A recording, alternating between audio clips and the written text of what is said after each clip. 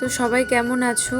আশা করি সবাই ভালো আছো। আমরা একদমই ভালো নেই, কারণ এই ভয়াবহ বৃষ্টিতে আমাদের অনেক বড় ক্ষতি হয়ে গেছে। তো চলো, কি ক্ষতি হয়েছে আজকে তোমাদের সাথে সেটাই শেয়ার করব। এই যে দেখো, এত বৃষ্টির জন্য না আমাদের ধান গাছগুলো পুরোটাই কিন্তু জলের তলায় চলে গেছে। সত্যি দেখে এত কষ্ট লাগছে, বলার মতো না। এই 6 মাস এত কষ্ট করে বীজ রোপণ করে, এতটা পরিশ্রম করে, তারপর যদি এরকম হয়, সত্যি বলতে আর ভালো লাগে না এইসব দেখে। কৃষকদের মাথায় কিন্তু একদম হাত পড়ে গেছে। এই অনাবৃষ্টির ফলে এতটা ক্ষতি হয়েছে না, সত্যি বলতে শুধু আমাদের না, সবারই। আমাদের যা হয়েছে, যতটুকু হয়েছে ততটুকু মানার মতো, বাকি অনেকের এতটা পরিমাণে ক্ষতি হয়েছে যেটা মানার মতোই না। কিন্তু ওই যে বাস্তবতা যতই কঠিন হোক না কেন, মেনে নিতেই হবে। কোথায় এখন আমাদের ধান ঘরে উঠবে, আর দেখো কি ভাগ্য, তাই না? এখন আমাদের ধান সব জলের তলায়।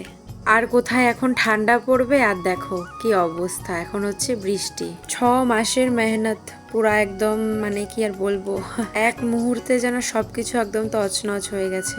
আমি শুধু ধানের কথা বলছি না, যারা আলু করেছে তাদেরও কিন্তু অনেকটা পরিমাণে ক্ষতি হয়ে গেছে। আর ধান তো হয়েছে, আর শুধু আলু নয়, যারা এই সিজনে অনেক ধরনের সবজি বা চাষবাস করে তাদের কিন্তু অনেকটা ক্ষতি হয়ে গেছে। তো যাই হোক, কপালে যা ছিল আর কি, সেটাই আর কি হচ্ছে বা হবে, জানি না আর কপালে কি কি আছে। তো যাই হোক, তোমাদের সাথে ভালো খারাপ সবটাই শেয়ার করি। দেখো কি অবস্থা।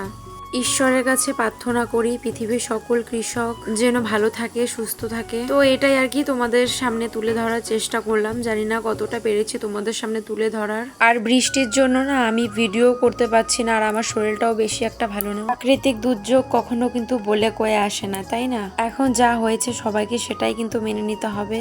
তো যাই হোক, ব্লগটা আর বেশি বড় করছি না। তোমাদের ভালো লাগলে একটু সাপোর্ট করো, একটু লাইক শেয়ার কমেন্ট করে, একটু সাবস্ক্রাইব করে একটু পাশে থেকো।